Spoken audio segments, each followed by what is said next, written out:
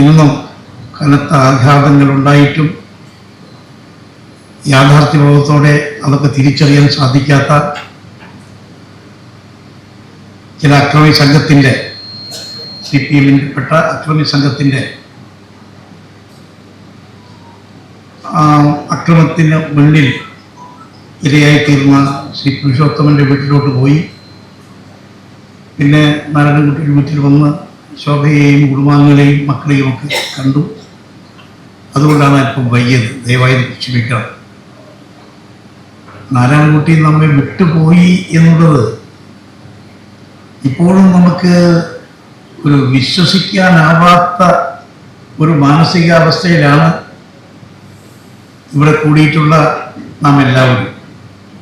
ഇന്ത്യക്ക് പൂർണ്ണ സ്വരാജ് വേണം എന്ന ആവശ്യം പണ്ഡിറ്റ് ജവഹർലാൽ നെഹ്റു അധ്യക്ഷ വഹിച്ച പയ്യന്നൂർ കോൺഗ്രസ് സമ്മേളനം, ആ സമ്മേളനത്തിലാണ് ഉയർന്നത്.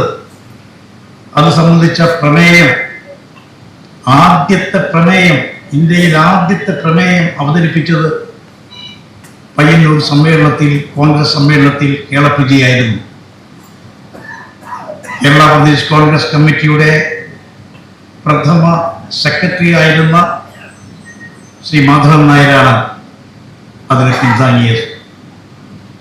ജവഹർലാൽ നെഹ്റുവിൻ്റെ സാന്നിധ്യം കൊണ്ട് ധന്യമായ ഈ മണ്ണ്, മഹാത്മജിയുടെ സാന്നിധ്യം കൊണ്ട് അനുഗ്രഹീതമായ പയ്യന്നൂരിലെ ഈ മണ്ണ് കാലങ്ങൾ കടന്നുപോയപ്പോൾ ഒരുപാട് മാറ്റങ്ങൾ സംഭവിച്ചു. പക്ഷെ പയ്യന്നൂരിലെ ജനങ്ങൾ അവരുടെ സ്വാതന്ത്ര്യബോധം, സ്വാതന്ത്ര്യദാഹം, അവരെ അടിമകളെപ്പോലെ കരുതാൻ മുന്നോട്ട് വന്ന രാഷ്ട്രീയ നേതൃത്വത്തെ തിരുത്തുന്ന രീതി രാജ്യത്തെ ജനാധിപത്യ ചരിത്രത്തിലെ ഉജ്ജ്വലമായ ഒരധ്യായമായി മാറിയിരിക്കുകയാണ്. ശ്രീ കുഞ്ഞികൃഷ്ണന്റെ വിജയം തന്നെ അതിന് വലിയൊരു സൂചനയാണ് നൽകുന്നത്.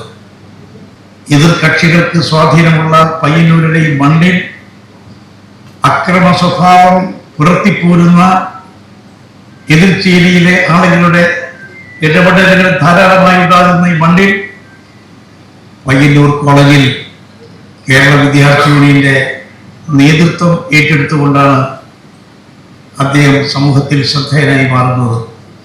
KSU പ്രവർത്തകരെ സ്വതന്ത്രമായി പ്രവർത്തിക്കാൻ അംഗീകരിക്കാത്ത ഒരു പശ്ചാത്തലം നിലനിൽക്കുന്നു.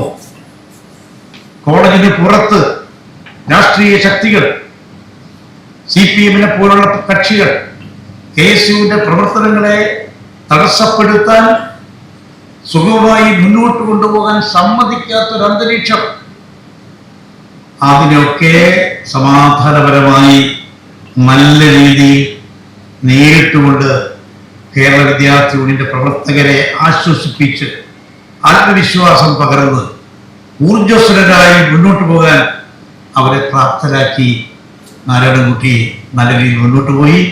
ആ തെരഞ്ഞെടുപ്പിൽ നല്ല ഭൂരിപക്ഷത്തോടു കൂടി അദ്ദേഹം വിജയിച്ചു എന്നുള്ളതാണ് ഏറ്റവും വലിയ പ്രത്യേകത.